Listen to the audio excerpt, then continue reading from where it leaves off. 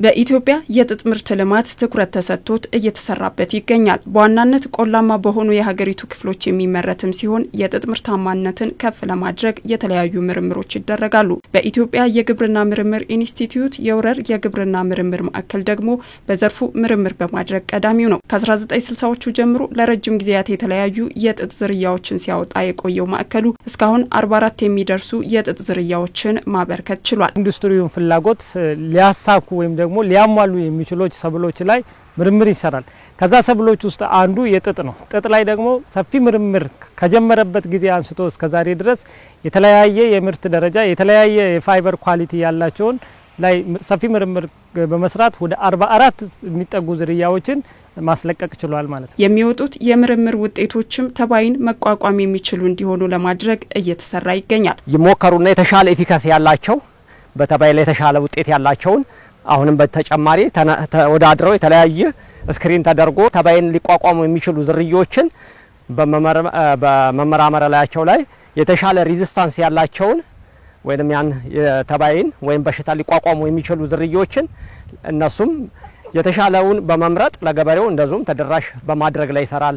ማዕከሉ ምርታማነታቸው ከፍተኛ የሆኑ ዝርያዎችን ማውጣት ላይ በትኩረት ይሰራል። በቅርቡም የአምራቹ ምርታማነት ማሳደግ የሚችሉ ዝርያዎችን ተደራሽ ማድረግ ችሏል። ለምሳሌ አምና ከተለቀቀው የጥጥ ዝርያ ውስጥ አርከበ የሚባል ዝርያ ወደ 54.3 ኩንታል ፐር ሄክታር ሊሰጥ ይችላል። ይሄንን ጥጥ እንግዲህ ወደ ብዜቱ ሲስተም በማስገባት ለቀጣይ ለሚጠቀመው ተጠቃሚ እናደርሳለን ማለት ነው። ስለዚህ አሁን ወይጦ አለ ወረራ 12 ሲሌ እና የተለያዩ ከ10 በላይ በአካባቢው ተፈላጊ የሆኑ ምርታቸው በጣም እጅግ ውጤታማ የሆነ ኢኮኖሚካሊ የሚያዋጡ በሽታን የሚቋቋሙ ከ12 በላይ የሆኑ የጥጥ ዝርያዎች በአሁን ወቅት እርሻ ላይ አርብቶ አደሩ እጅ እናገኛለን ማለት ነው። የአዳዲስ ዝርያዎች በሚታሰበው ልክ በቀላሉ ተደራሽ አለመሆን እንደ ችግር ተደርጎ ይነሳል። ለዚህ ምክንያቱ ደግሞ የዘር ብዜት ላይ የሚሰሩ ተቋማት አለመኖር ነው። በሀገር ደረጃ የጥጥ አባጅ ድርጅት የለም።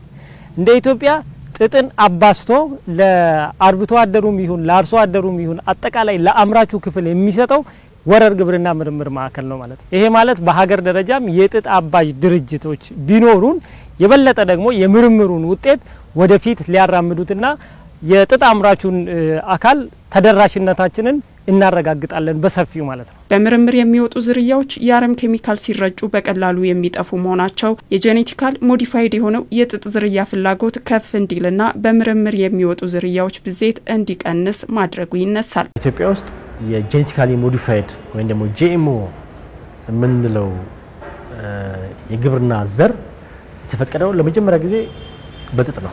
ያ ለምንድነው የሆነው? ጄኔቲካሊ ሞዲፋይድ የምንለው አረም መቋጠር የሚችሉት በሰው ኃይል ሳይሆን በኬሚካል ነው። አሁን ምርምር ሼልፍ ላይ ያሉ አብዛኞቹ ቫራይቲዎች ሄርቢሳይድ ሲረጩ የሚጠፉ ናቸው። ጄኔቲካሊ ሞዲፋይድ ሲደረግም ኬሚካል ሲረጩ የማይጠፉ አረሙን ግን የሚያጠፋው አይነት ቴክኖሎጂ ነው። በቀላል ቋንቋ ለመግለጽ ያህል ነው ይሄን እየተጠቀምኩ ያለሁት። ስለዚህ ፋርመሩ ወይም ደግሞ ኮመርሻል ፋርመሩ በተለይ እየፈለገ ያለው ጄኔቲካሊ ሞዲፋይድ የሆኑትን ነው። ስለዚህ ወደ እነዛ የሚሄድ አዝማሚያ ስለታየ ነው ምርምር ላይ ያሉ ቫራይቲዎች ሼልፍ ላይ እየቀሩብን ያሉት። ነገር ግን በምርምር የሚወጡ የጥጥ ዝርያዎች ፍላጎት የለም ማለትም አይደለም። እንዲያውም ከቅርብ ጊዜ ወዲህ በምርምር የሚወጡ የጥጥ ዝርያዎች ፍላጎት እየጨመረ የመጣ ሲሆን ዝርያዎቹ እንዲታወቁ የማድረግ ስራዎች እየተሰራ ይገኛል። አነስተኛ አርሶ አደሮች ግን የምርምር ሼልፍ ላይ ያሉት በጣም ይፈልጋሉ።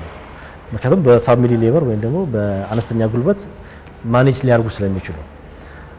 ነገር ግን ያ ብቻ ሳይሆን አሁን ላይ እየተረዳን የመጣ ነው የሰፋፊ እርሻዎችም ወደ ድሮ ቫራይቲ ከ3 ዓመት በፊት የነበረው ቫራይቲ የመመለስ አዝማሚያ ያየንባቸው ነው ያለነው። ስለዚህ ምን ያደርግን ነው?